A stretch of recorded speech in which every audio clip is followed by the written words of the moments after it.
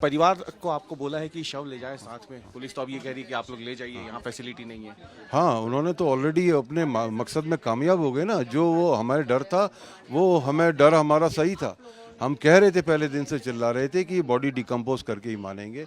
हम पहले दिन से सभी मीडिया भाइयों से हमने रिक्वेस्ट किया था कि प्लीज़ जो है इसको कैसे भी करके बॉडी को बिफोर डिकम्पोज करके आप PM2 के लिए भेजिए। इनको डर है कि इसमें काफ़ी लोग पकड़े जाएंगे। इन्होंने डिकम्पोज जानबूझ करके किया है, इस प्रणाली को देरी करके इसको। उनका लेटर आ गया कि हम we are unable to decompose. अभी भी हमारा मानना है कि सरकार इसमें संज्ञान ले और इसको प्रोटेक्शन में जल्दी से जल्दी एम्स दिल्ली भेजा जाए। अभी हमें न्यायालय से न्याय की उम्मीद क्या है अभी पता नहीं, कि डिसीजन आने में टाइम है अभी। पर ये लोग कामयाब हो गए, ये लोग खेल रहे हैं, इन्फ्लुएंस साफ साफ दिख रहा है सारी। 12 तारीख की घटना के बाद लिगेचर मटेरियल एम्स को समय पर क्यों नहीं दिया गया, इस संबंध में जब हमने शिकायत करी तो भोपाल पुलिस कमिश्नर ने कल साहब ने इंटरव्यू दिया है। उन्होंने कहा है कि जो भी इसमें एररिंग ऑफिसर है उनके खिलाफ इंक्वायरी करके जो उचित कार्रवाई है वो करेंगे। खुद लापरवाही मान रहे हैं। वो अपनी लापरवाही मान रहे हैं। जो SIT लीड कर रहे हैं ACP साहब, वो भी अपनी लापरवाही मान रहे हैं। कल वो न्यायालय में मौजूद थे, उन्होंने कहा कि जो जिस भी इन्वेस्टिगेटिंग ऑफिसर से गलती हुई है उसके खिलाफ हम कार्रवाई करेंगे।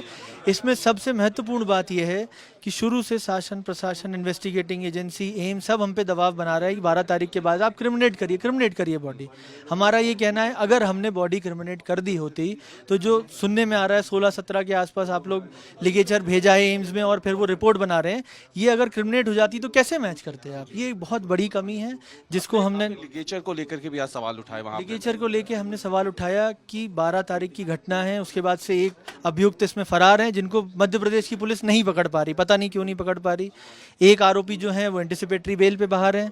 अब ऐसी परिस्थितियों में लिगेचर मटेरियल सही है नहीं है, कब जब्त हुआ, ये सारी सस्पेशन क्रिएट करता है। और जिस तरीके का घटनाक्रम अभी तक सामने आया है उससे जो सस्पेशन था परिवार का वो कहीं ना कहीं पुख्ता होता है कि हर एजेंसी, चाहे वो इन्वेस्टिगेटिंग एजेंसी हो, चाहे वो हर तरफ से इनके इन्फ्लुएंस के कारण, इनके इन्फ्लुएंस के अंदर में काम हो रहा है। पुलिस ने इस सुनवाई से ठीक पहले एक पत्र परिवार को दिया है कि आप शव अब ले जाइए, तो इससे आप कैसे देखते हैं? सर, इन्वेस्टिगेटिंग एजेंसी का ये कहना है कि एम्स से उन्होंने क्वेरी करी और एम्स के पास इतनी फैसिलिटीज़ नहीं है कि वो बॉडी को अच्छी तरीके से प्रिजर्व कर सके। हमारा भी यही कहना है कि इन्वेस्टिगेटिंग एजेंसी की, न्यायालय से हमने यही मांग रखी कि जब इन्वेस्टिगेटिंग एजेंसी खुद मान रहा है, एम्स मान रहा है, तो इसीलिए हमने दिल्ली एम्स से इसलिए मांग करी क्योंकि सबसे प्रेस्टिजियस इंस्टीट्यूशन है, सबसे बड़ा अस्पताल है भारत का, वहाँ शिफ्ट करा जाए बॉडी को और इमीडिएटली प्रिजर्व करा जाए। इसके बाद सेकेंड पोस्टमार्टम होगा नहीं होगा, लेकिन बॉडी तो बचे। इसीलिए हमने मांग करी न्यायालय से कि सेकेंड पोस्टमार्टम भी हो और प्रिजर्वेशन के लिए।